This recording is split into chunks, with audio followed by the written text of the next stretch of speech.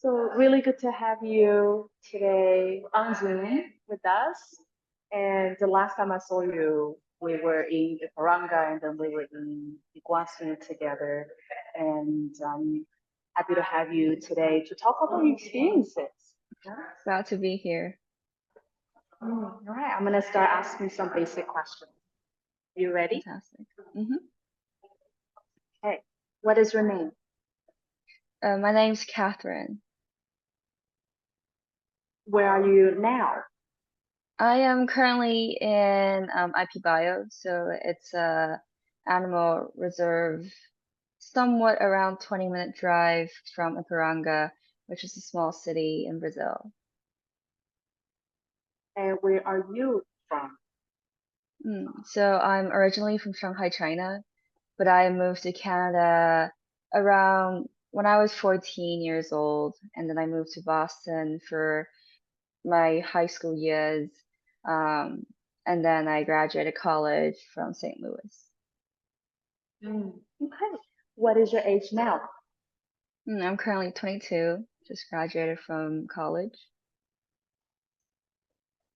Do you have any siblings? Yes, I have a twin brother who also moved with me from China all the way to the US, so we are pretty close. Right. All right. Let's just get the conversation started. So you are in Brazil. You just graduated from school. The first question actually you already answered. Before the trip, what did you do?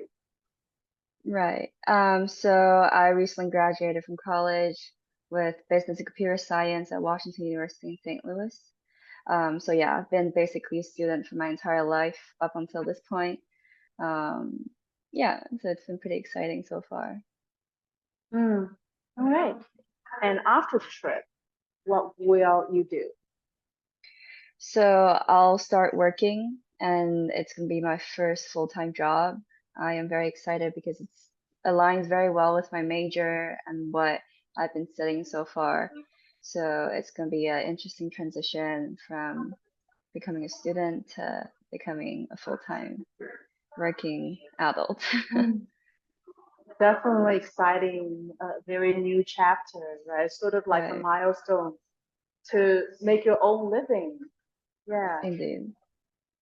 So first of all, I want to say congratulations on Thank you. completing university and getting an offer, the first offer that you feel like it's in line with what you want to do, at least for this time being, right?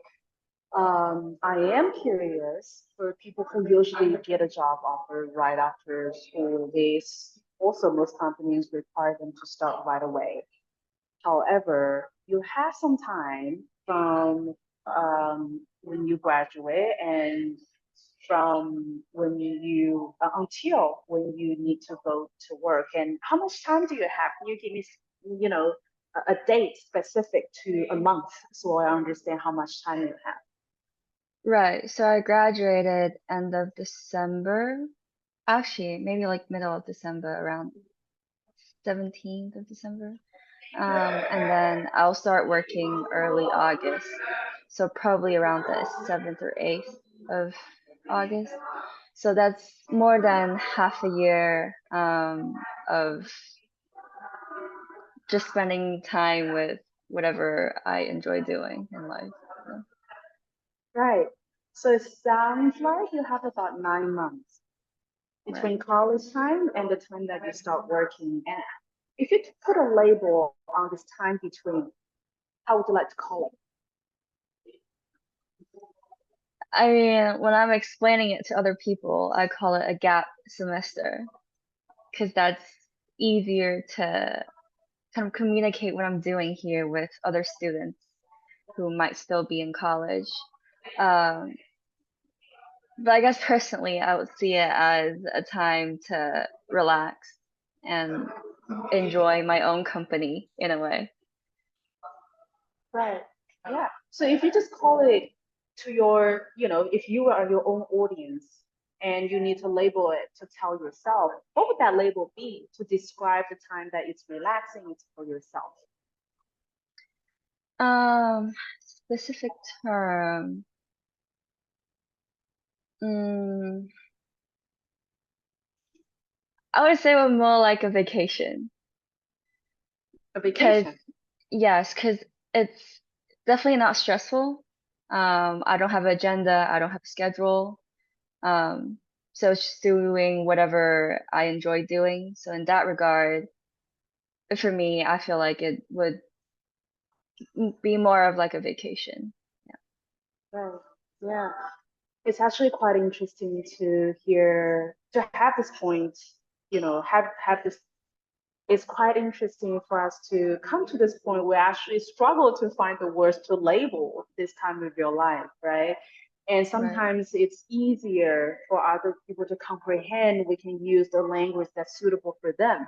So when you talk to your classmates or people who are a few years younger than you, that's how they can grasp what you're doing.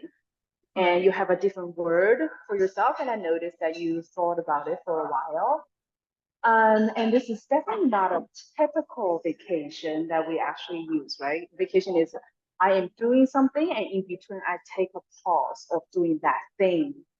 For you, it's quite interesting. It's almost like this vacation of life, right? I finish one thing. Before I start the next chapter, I have something here that our society hasn't even really find a way to name it yet. Isn't that interesting? right, right. Yeah. And I guess it's also because I never in the past thought about labeling this experience. Um, I guess personally it's because I'm not a big fan of labels. And for a journey like this, I feel like it's more of just a continuous journey as opposed to a set period of time that need to be labeled. So maybe that's Mhm. why I haven't thought about bringing a label to this journey yet. But I do Mm. believe if I really have to put a label, vacation would be it. And you put it really well that it would be a vacation from, I wouldn't say from life, but from work, Because from you'll keep, study. yeah, right. Yeah. Yeah, yeah, yeah. Take vacation from life is like our heart is Yeah. gonna stop from beating. Yeah. Yeah, I agree with So you. it's more of just a vacation from work slash study slash moving forward on a, mm, I don't know, like an employment base. So, Yeah, I like the last bit a bit about a break from moving forward. Uh, I think the reason for all the interview I asked people to label it is because it's not a popular concept right now, at least in China, at least in many places that I have visited. So many people go from one chapter to another chapter. So the time in between chapters, we don't really think about it. We just go right in. I wonder in this moment you're sitting here and you look back on your college time, could you share with us something about who you were and what your experiences were like during those 4 years? right. So in college, since I studied business and computer science, I kind of got a hang of both sides of both management and coding. And coding obviously can be pretty challenging. I remember there were times where I had to stay up till 5 or 6 in the morning, puzzling over code and really wanting to smash my laptop. But the good thing is I have a very supportive group of friends, and a lot of my friends do also major in computer science. So I get a lot of support from them as well. Overall, academically, it wasn't the most difficult, but there were definitely, now thinking back, moments where I feel like it might be a bit too much. Mainly because aside from academics, I'm pretty huge on student organization. So I was the president of UCC, which is Washington University China Connection. It's a student organization basically connecting our Chinese students with the university. So I host a lot of events, manage our organization, and that's what takes up most of my free time. And sometimes it's difficult to balance academics with the organization and then hanging out with friends. So there were times where it's my schedule was so packed, I had no idea what to do. But yeah, student organization, and then hang out with all my friends. They're mainly trainees, and since I also study computer science, they're also very much competitive. It's very, very difficult when we're all trying to find internship and we're all applying for similar positions, and nobody knows who's going to get the interview first, who's going to get in. Even though we're very collaborative, but we still like obviously compete with each other a little bit as to like who will be able to get a better quote unquote internship than other people. So yeah, I back to my friends. I love to host gatherings and events with them. So overall, I think I have a pretty good balance of academics, student organization, and hang out with friends. By the end of my senior year, I kind of had to figure it out. Um, so yeah, now looking back, I feel like my college years has been really rewarding and definitely changed me personally and how I view myself in a way and how I balance my time to accommodate everything altogether. So yeah. Yeah, well done, well done. From 18 years old and then to 22, that's the time for the young adult to learn how to balance and how to make friends and how to get that social support when we are facing stressful times. And those are the things that you learn how to do by yourself. And you formed a group of friends that can have those what we call a 良性竞争, right? The positive competition there as well. So yeah, congratulations on that. I have another question relating to your college years because that's when families start to change when children go to school. When I say children, teenagers go to college. Sometimes the changes that the communication and the feeling of dynamic of the family. Can you? I know it's a really difficult question, and even more difficult when I asked to summarize it in a few sentences. So, yeah, what is on your mind? What are the first things that pop up on your mind when you heard this question? Great question. I feel like since I got to me, my brother, and my mother, we all moved to the US and to Canada together. So we're able to experience everything kind of collectively. So in a way, we have a very, very good communication very early on, even before college, communicating what we feel about each other, what we feel about ourselves, communicating the challenges in life. So early on, we're able to build that feedback pretty well. So when I went to college, even though we're not in the same city, um, I don't feel like I lost or our relationship changed a lot because it was pretty solid, I would say, and stable even before I got to college. In that regard, um, I feel like it hasn't really changed much because we all know that we're there for each other no matter the location differences. All right.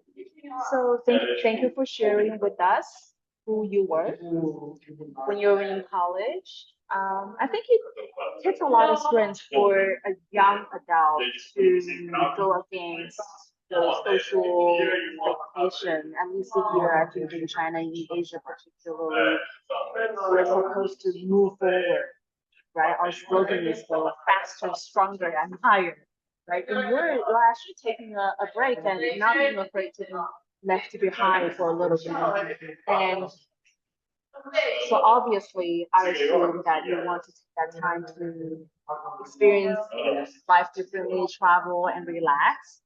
And there's a lot of that actually says a lot about you. And even in just this one moment, there's so much behind it. So I want to ask the question of when you had the idea of taking a break, how did your parents respond to it? Well, when I first mentioned it to her, she's hesitant because she's scared that within the span of 8 to 9 months, anything could change. What if they decided to not give me my offer again? Then I'll be unemployed. So she was very careful at the very beginning and basically advised me to take the offer and start in February. But then later on, I tried to communicate with her and to let her know that it's very important for me, for my lifelong learning journey, to have a period of time by myself. And perhaps it'll be a long time till I'll have an opportunity like this again once I start employment. So it's going to be very important for me. And also historically, in the past, I've always done pretty well and basically lived up to their standards. So I believe she was able to trust my judgment and what's best for myself. So she's able to basically give the choice to me and let myself decide what I want to do, which has been really helpful. And I'm very grateful that she's able to give me this chance, basically, and to trust me enough for me to travel alone in a different country and to do this. So I think sometimes I see teenagers struggling with their parents, or parents actually struggling with their teenagers that I see those. And it's about like freedom and dependency, freedom and responsibility, right? So the sentence that came up to me right now is people who have self-discipline have more freedom of choice. I think in your story, if I summarize that, it's kind of like a case of the phenomenon that I've seen. And in this moment, I also wanted to sort of zoom in on your mom, right? You've been talking about your experiences the whole time.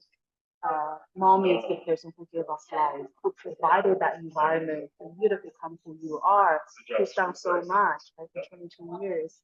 And in order for you to be here in this moment, in this beautiful place, looking at birds and, worried about being bitten by snakes and catching fish in the river, I want you to, if you're okay with it, to take a minute and turn to the camera. Imagine that your mom is on the other side of the screen, and this is an opportunity for you to say a few words to her. right, yeah.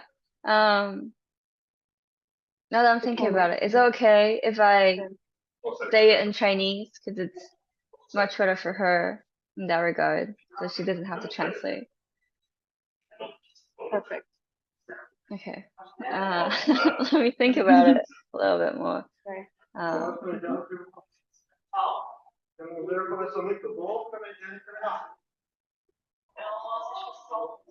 Okay, can I start? Yeah, and take your time. Take your time. I understand that we all express these deeper feelings with our parents. So take your time with that. And see what comes up. Even just like emotions that come up. Yeah.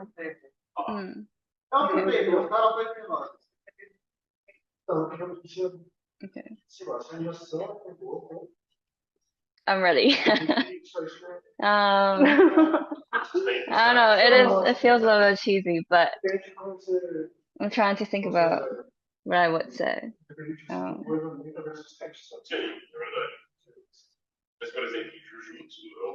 妈妈，我现在在巴西，然后我知道我们这段时间一直在聊我在巴西做了各种各样很有趣的事情。And I'm very happy that 你也能因为我的快乐而感到开心。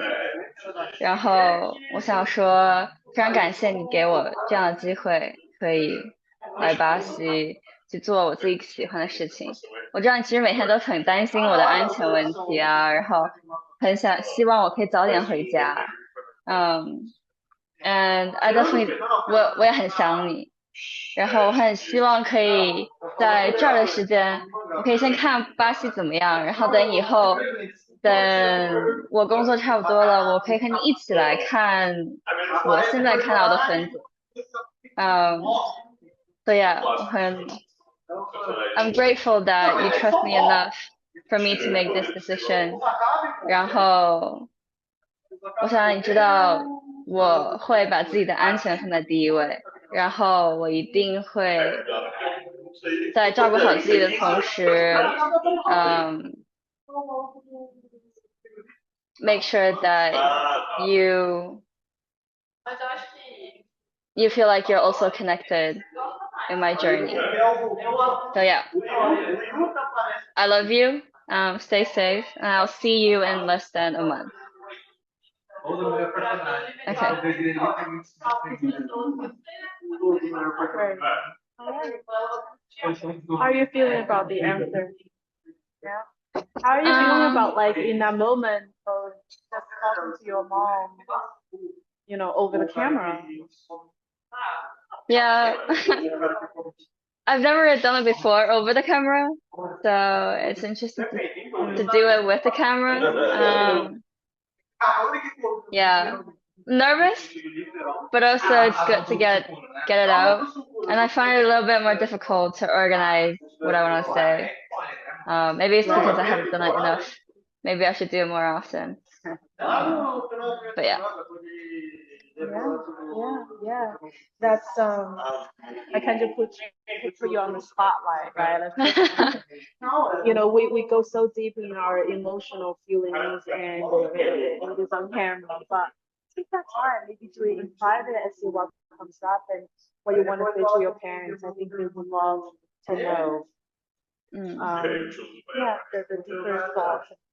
So you have this idea of taking a vacation that you mentioned. So I wonder what brings you to the idea of taking a vacation? I know it's a silly question, so who doesn't want to take a vacation? But what does it mean to you to take a vacation? Right. So I think to break this question down, we're thinking about me being from a student to a working woman, that in both my friends and my parents' mind is the main route that I should be going. And what I'm doing now, like what I said, is kind of like a vacation. But for myself, for my own mental health in a way, I place my own internal growth very high up in priority. So when I'm seeing this trip, it's more than just a vacation, because my own experience and my own inner thinking are just maybe not like kind of just as important as my employment. So when I'm debating whether I should do it or not, it's fairly easy for me to say this is very important to me. So I would be more inclined to be on this trip than not, since it's a very high priority for me in that regard. So. Thank you for sharing with us.